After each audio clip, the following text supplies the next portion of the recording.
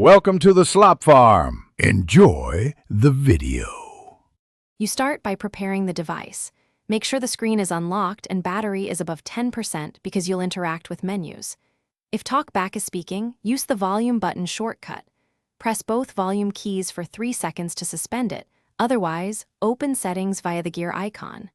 Once in settings, navigate to accessibility. This is where the Talkback toggle lives. Move deliberately. Gestures differ when Talkback is on, so use double tap to activate and 2-finger scroll to move pages. Next, in accessibility, choose Installed Services or Screen Reader because manufacturers label it differently.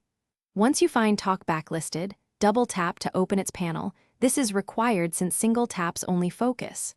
You'll see an on/off toggle and a settings gear. Tap the toggle with a double tap to turn it off.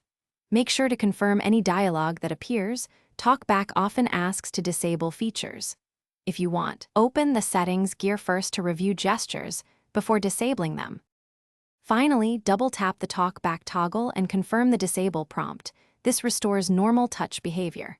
After it's off, test by single tapping an app icon. Navigation should feel standard again. If Talkback stays active, reboot the phone because a restart clears stuck services.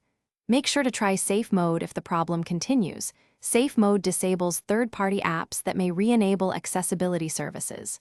Troubleshooting tip: if gestures remain weird, re-enable then disable Talkback once more, and restart to reset gesture settings. Thanks for watching. Consider subscribing if we helped you today.